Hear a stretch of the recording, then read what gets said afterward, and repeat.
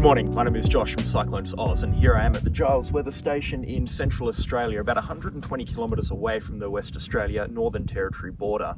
It's a beautiful morning today, a temperature right now of about 11 degrees. We had an overnight minimum of 5 degrees, and there's plenty to talk about in terms of weather happening around Australia. It is not all as sunny as this.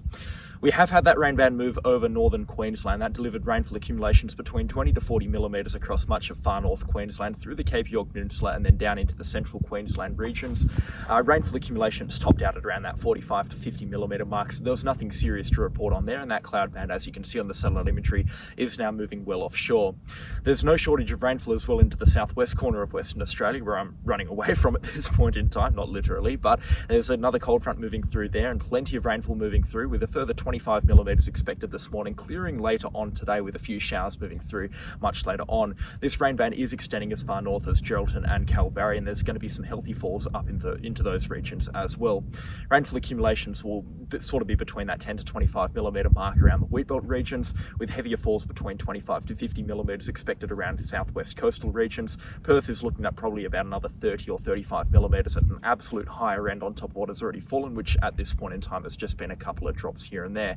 This cold front did split in two, and we've got that hokey pokey low pressure system moving towards the north of Perth, and that's where the heaviest falls are expected to be. So the northern suburbs might be getting a bit of an interesting deluge later on, not deluge, but heavier falls expected in those regions. We could be seeing some heavier falls up north around Jurien Bay and Lancelin as well. This rainfall is then going to move into the Great Australian Bight through Thursday and Friday. We're expecting rainfall to move into the South Australia coastline. We could be seeing some falls between 5 to 25 millimetres around Kangaroo Island and then into the Adelaide metro area as well. Falls into southeastern Australia as well will be present, especially throughout the weekend. We're expecting rainfall accumulations between Friday out to Monday, as you can see, 4-day falls between 25 to 75 millimetres along the coastline, and falls further inland between that kind of 10 to 25 millimetre mark. Nothing serious there. Snowfall accumulations are also expected onto some of the high peaks, with falls accumulations up around that 40 to 50 centimetre mark. Could be quite heavy at times, but we're talking about the heaviest falls being above 17 or 1800 metres at this point in time. Rainfall's also going to be present around the west coast of Tasmania, with a further 100 millimetres expected into the next 14 days.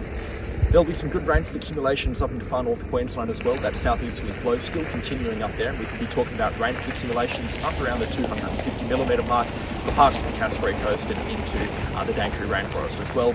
Cairns, because of their sheltered location as a result of the Yarrabah Peninsula, we're probably looking at between 25 to 50 millimetres into the Cairns area, and that's if these showers do materialise in a significant fashion, which at this point in time is not looking overly likely either. Apart from that, across central Australia, it is looking high and dry. We've got a nice high pressure system over the top of us right now. Beautiful nights, clear nights. It's been rather cold in the mornings, but the days have warmed up. Yesterday, 24 degrees, pushing between Warburton out to Giles, and today we're going to move into the Northern Territory over to the West Macdonald Ranges, where we're looking at tops of around 25, even pushing 26 in places as well. Aiming to be in the Lake Eyre region in about 7 or 8 days' time, where we're also looking at some nice warm temperatures as well, between that 25 to 26 degree mark. Temperatures will be a little bit cooler down on the Nullarbor. When we're looking into the first week of July, we could be talking about a bit of rainfall down there. That's going to be it from me here at the Giles weather station. I'm going to do a recording of the weather balloon out there. It looks like we've got a bit of a crowd pulling up now. I'll catch you on the next storm. Goodbye.